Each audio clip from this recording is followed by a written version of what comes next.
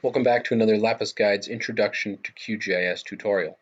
Today we're going to be working with the digital elevation model, which is basically satellite imagery that collects information on elevation and produces a grayscale raster based on that information.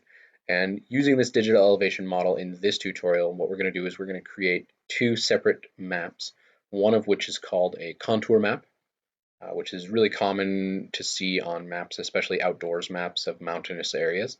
And then the second one will be a hillshade. Right, so let's just get started. I've already got my digital elevation model, the raster, loaded into QGIS with a shapefile of Kyrgyzstan as well.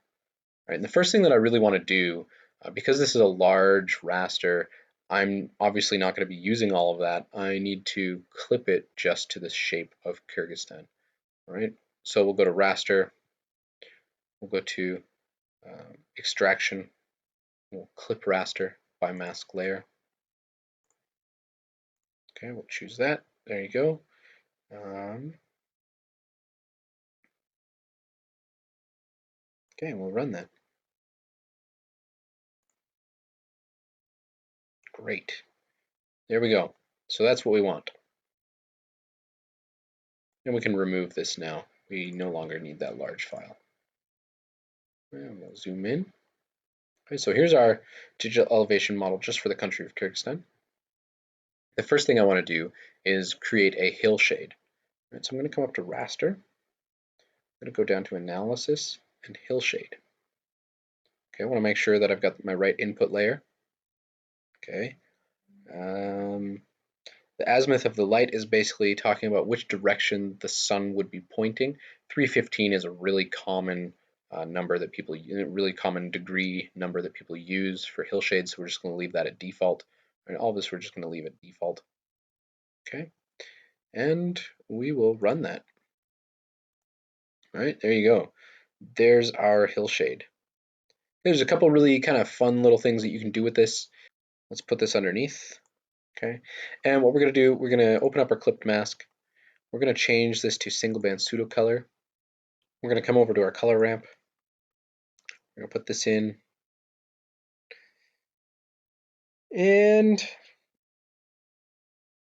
let's find one that we like, maybe spectral. Say equal interval.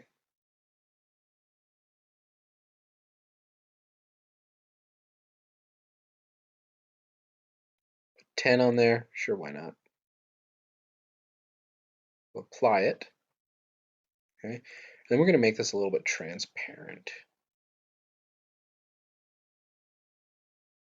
All right, and you can see how it kind of makes it pop a little bit more.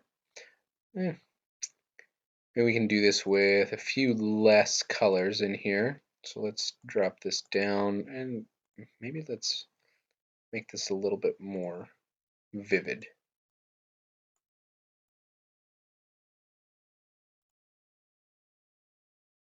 All right, interesting. You can play around with that and make it different colors on that gradient if you'd like. But basically, yeah, here we go. Here's our hillshade. And you can also leave it at grayscale as well. That's totally fine. Okay, the next one that we want to do is our contour. Okay, so we're going to come in, go to raster, extraction, contour. Okay, we want to make sure that we have not selected hillshade, but that we're working with our original clipped DEM. Okay, and the interval, because this is for an entire country and we don't want to just like be crushed with lines, we're going to change this to 500. Okay, and let's run that. Okay, let's close these off. Here we've got the contour lines for Kyrgyzstan, right? And if we click on one of these, right, we can find this one, and we know that on this line, this entire line that squiggles all over the place, we know that our elevation is 2000. So this is a great, easy, quick way to make a contour map. Obviously, you'd want to have Kyrgyzstan underneath there in some way, somehow. You can change the formatting of the lines for your contour map so that they're a different color. Obviously, your map underneath can be a different color as well. So basically at this point now you can create a map that shows this information on there. You can use this for just internal work, for trying to figure out some different things.